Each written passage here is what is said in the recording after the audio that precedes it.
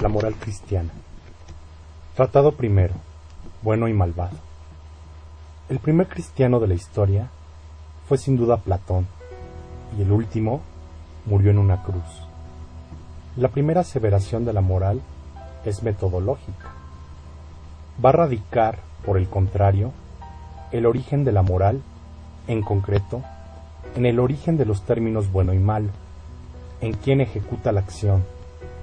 Apoya esta tesis en que el significado del término bueno proviene en varias lenguas, del término noble, aristócrata, mientras que la palabra malo deriva del vulgar plebeyo. Así, el origen de la moral está en los fuertes, en los que, de hecho, ejercen el poder. Lo malo no es otra cosa que lo débil, lo que no resistía y sucumbía ante la afirmación de la propia vida.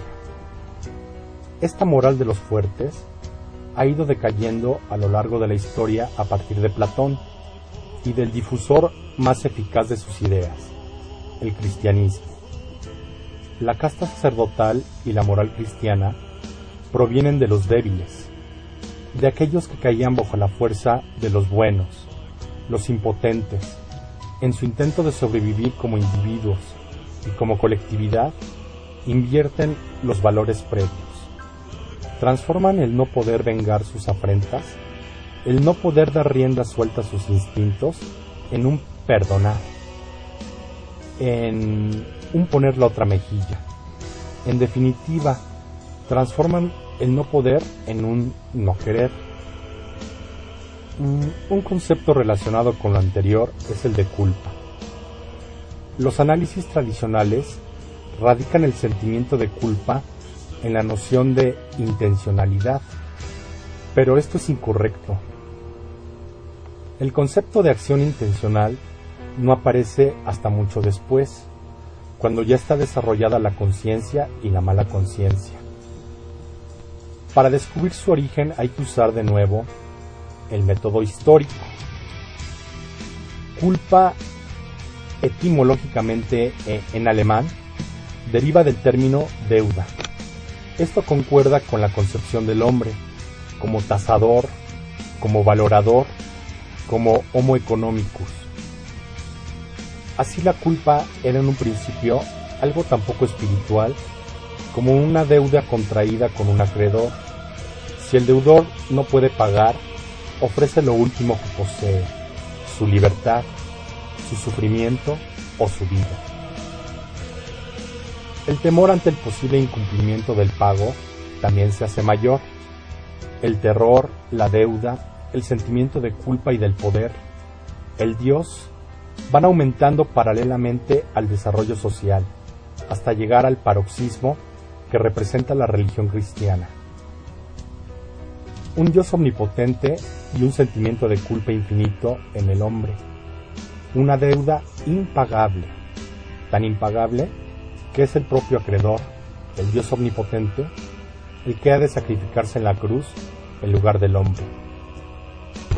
Pero aquí es donde interviene el sacerdote, dando un sentido a este sufrimiento, un sentido trascendente, negador de la vida. Es decir, el sacerdote negando la vida la afirma, fomentando el letargo, transforma el no poder en un no querer, logra extraer de la tendencia a la disolución una pequeña afirmación de la vida, aunque sea en una forma tenue.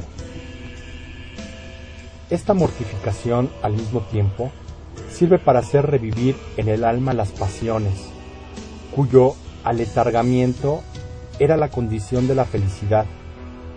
Proporciona, digamos, sensación de vivir. La moral es la idiosincrasia de los decadentes, con la intención oculta de vengarse de la vida, y esta intención ha sido coronada por el éxito. La decadencia se caracteriza primero por el desorden de los instintos. Para tratar de restablecer un equilibrio, el decadente apela a la razón, que erige entonces en dictadora, bajo el manto del imperativo moral y de la fe sectaria en la lógica. En lugar de actuar, el decadente rumia de los recuerdos dolorosos y víctima de su irritabilidad excesiva, busca la embriaguez del olvido en los excitantes artificiales. Bajo la influencia de esta moral, el ser con los colores del ideal se confunde con el Dios de la religión cristiana. Estos son instintos de seres prisioneros de la angustia y todavía sometidos a la moral. Ellos desean un amo absoluto, un ser amable, un ser verídico. En breve, esta necesidad, en el caso de los idealistas, es una necesidad religiosa, moral, nacida en sus almas de esclavos.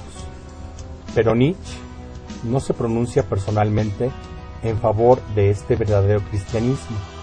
Ello implicaría, en efecto, un juicio claro sobre Jesús mismo. El cristianismo es aún posible en todo momento.